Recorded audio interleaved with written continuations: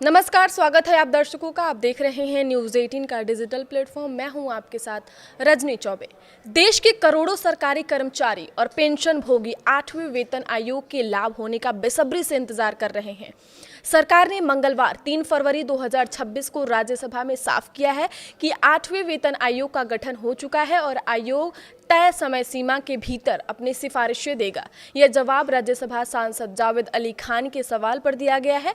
18 महीने में सिफारिश देगा 8वां वेतन आयोग। जी हां, वित्त राज्य मंत्री पंकज चौधरी ने लिखित जवाब में बताया है कि सरकार ने 3 नवंबर 2025 को 8वें वेतन आयोग के गठन और उसके कार्यक्षेत्र टर्म्स ऑफ रेफरेंस को अधिसूचित कर दिया है।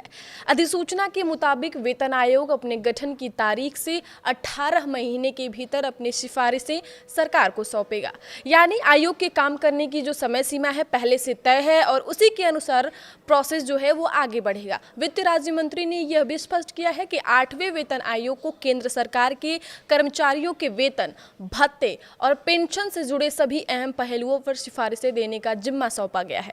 आयोग इन मुद्दों की समीक्षा कर अपनी रिपोर्ट सरकार को देगा, जिसके आधार पर आगे फैसले लिए जाएंगे। एक अन्य सवाल के जवाब में यह आशंका जताई गई थी कि क्या वित्त विधेयक 2025 के जरिए केंद्र सरकार को सेवानिवृत्ति की तारीख के आधार पर पेंशनरों में अंतर करने का अधिकार मिल गया है।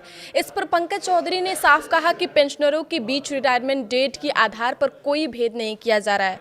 उन्होंने ये भी बताया कि केंद्र सरकार के कर्मचारियों की पेंशन केंद्रीय सिविल योजना पेंशन नियम 2021 जो पहले सीसीएस पेंशन नियम 1972 थे और केंद्रीय सिविल सेवा असाधारण पेंशन नियम 2023 के तहत तय होती है। इसके अलावा समय समय पर केंद्र सरकार द्वारा जारी निर्देशों के जरिए स्वीकृत वेतन आयोग की सिफारिशों को लागू किया जाता है। पेंशन नियमों में कोई बदलाव नहीं। जी हां, सरकार ने यह भी स्पष्ट किया है कि वेतन आयोग विशेषज्ञ निकाय होते हैं। वे अलग अलग श्रेणियों के सरकारी कर्मचारियों के लिए अलग अलग वेतनमान, भत्ते और पेंशन की सिफारिश करते हैं। वित्त अधिनियम 2025 का भाग मौजूदा पेंशन नियमों और भारत की संचित निधि से पूरी होने वाली पेंशन देनदारियों को ही वैध ठहराता है। इससे मौजूदा सिविल या रक्षा पेंशन में कोई बदलाव नहीं होता है। 8वें वेतन आयोग से जुड़ी हालिया गतिविधियों पर सरकार ने यह भी बताया है कि जनवरी 2026 में NCJCM स्टाफ साइड ने जानकारी दी थी कि 8वें वेतन आयोग के लिए कार्यालय आवास आवंटित कर दिया गया है। इसके अलावा जनवरी में ही सरकार ने वेतन आयोग में PCO, SR, PPS, PPS और PS जैसे पदों पर नियुक्तियों के लिए नया वैकेंसी सर्कुलर भी जारी किया है। कुल मिलाकर सरकार के जवाब ने ये साफ कर दिया है कि 8वां वेतन आयोग तय प्रक्रिया और समय सीमा के तहत आगे बढ़ रहा है।